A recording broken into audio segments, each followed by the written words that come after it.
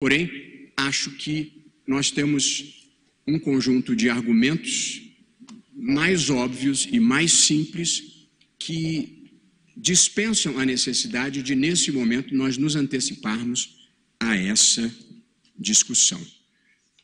E, portanto, presidente, acreditando ter enfrentado todos os argumentos, eu digo, e aí agora sim, para facilitar a posterior proclamação, em havendo concordância com o meu voto, digo eu, diante do exposto, voto no sentido de receber como notícias de inelegibilidade as impugnações apresentadas por Marco Aurélio Pasqualin e por Hernani Copper. Não receber as notícias de inelegibilidade apresentadas por Fernando Aguiar dos Santos e Marcelo Feliz Artilheiro. Extinguir sem julgamento do mérito as ações de impugnação de mandato eletivo ajuizadas pela Associação dos Advogados e Estagiários do Estado do Rio de Janeiro e julgar procedentes as impugnações apresentadas pela Procuradoria-Geral Eleitoral, pelo Partido Novo, por Kim Patroca Kataguiri, pela coligação Brasil Acima de Tudo, Deus Acima de Todos, por Wellington Corsino do Nascimento e por Marco Vinícius Pereira de Carvalho, e julgar parcialmente procedente a impugnação apresentada por Alexandre Frota de Andrade. Desse modo, eu declaro a inelegibilidade do candidato Luiz Inácio Lula da Silva, com base no artigo 1º, inciso 1, letra E, itens 1 e 6, da Lei Complementar número 64 de 90, com a redação dada pela Lei da Ficha Limpa, e, por consequência, indefiro o seu registro de candidatura para concorrer ao cargo de presidente da República nas eleições de 2018. Os dois pontos centrais, senhora presidente, eu vou me ater a eles. O primeiro, que está posto no voto de Sua Excelência o relator, diz respeito à inelegibilidade e à incidência da denominada Lei da Ficha Limpa no caso concreto. E o segundo corresponde, e esse é o elemento que Sua Excelência o relator dedicou quantitativamente mais páginas no voto que nos obsequiou antes da sessão com a distribuição prévia, dedicou mais espaço, mais tempo, que concerne ao documento juntado pela defesa na noite de ontem e que diz respeito à decisão do Comitê de Direitos Humanos da ONU, da espacialidade jurídica doméstica. Portanto, entendo que o ato de aprovação pelo Congresso é, nos termos da Constituição de 88, uma verdadeira espécie legislativa. E, ao contrário do que se dava em experiências constitucionais anteriores, o que é feito com o decreto legislativo que resulta dessa decisão do Congresso? Publicado. Como foi o decreto legislativo neste caso? Em outras palavras, se é para conhecer do ato internacional, portanto, aquele requisito do conhecimento, o decreto legislativo satisfaz essa exigência. Qual foi esse decreto? Decreto 311, 19 de junho de 2009, e foi exatamente o que ali ocorreu. Esse decreto ratificou a Convenção de Viena. Aliás, quase 4 décadas depois.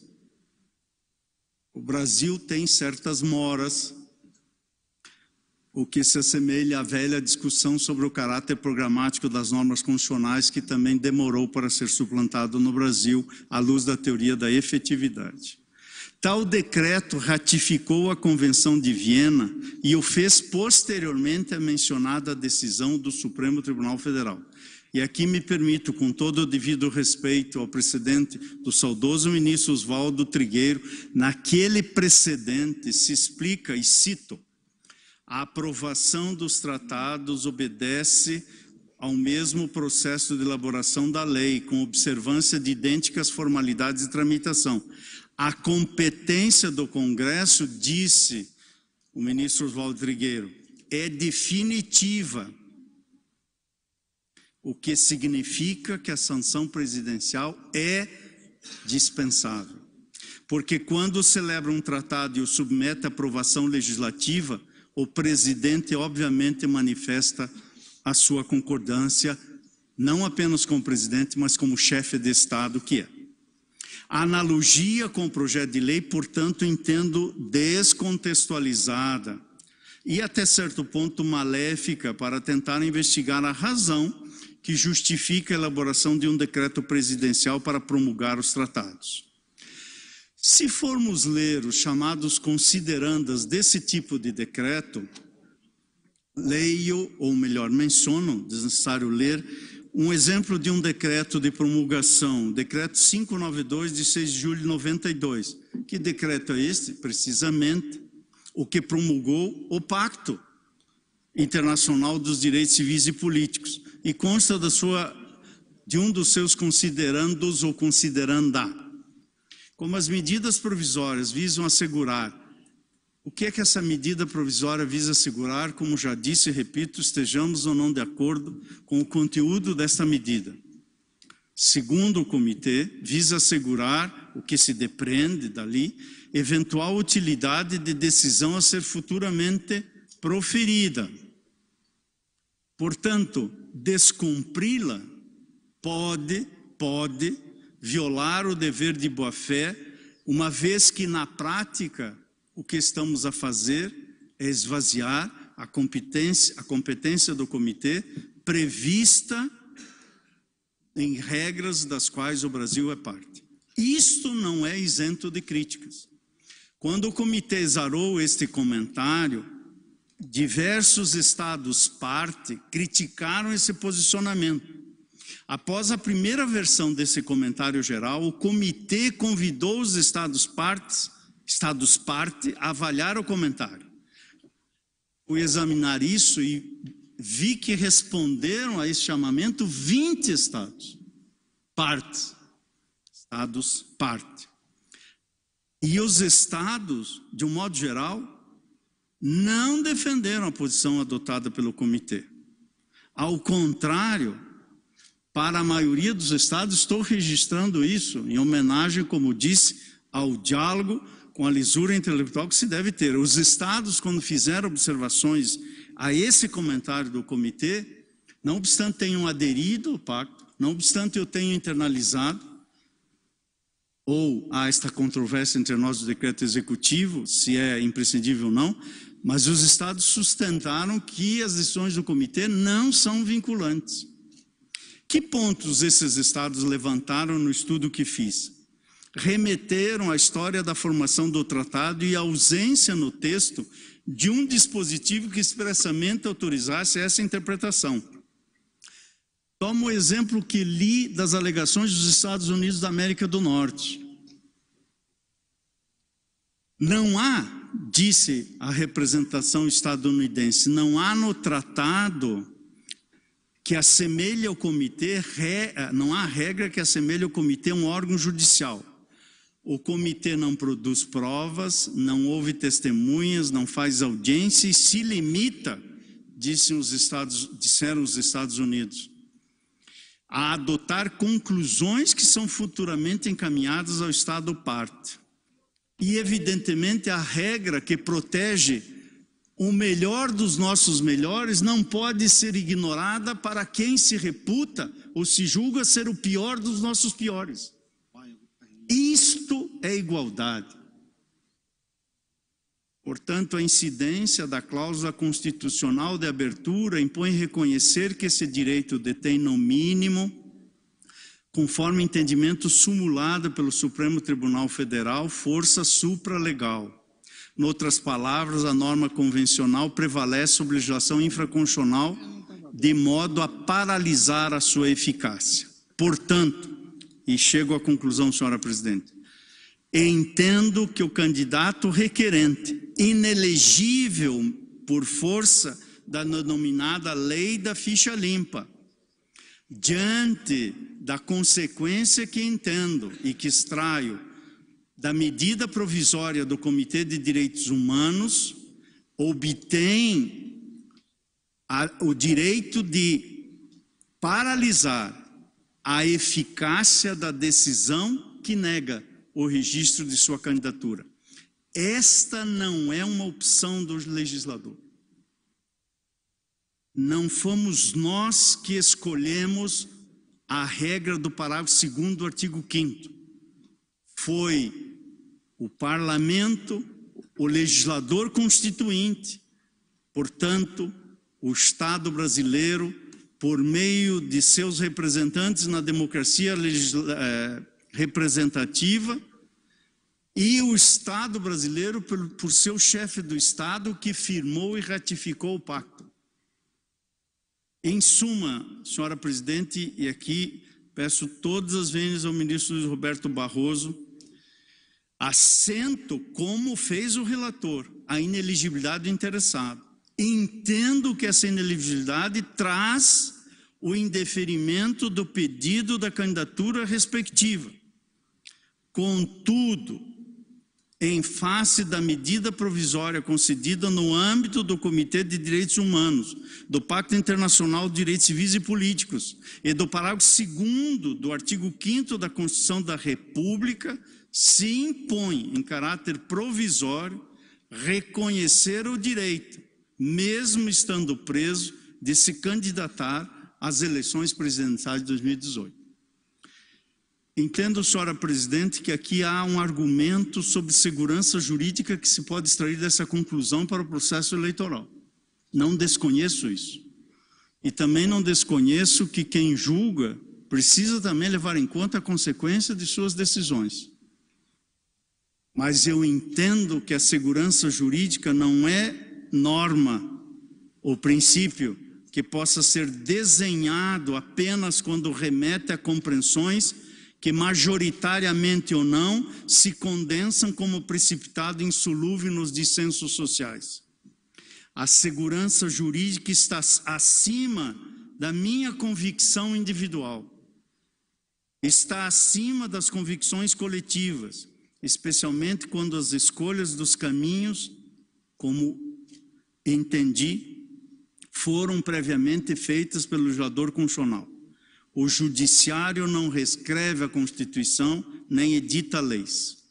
Cumpre as regras e faz cumpri-las, independentemente da visão, do olfato, da audição e de todos os sentidos do julgador, que como ser humano tem sentidos, todavia, que estão fora dos limites constitucionais.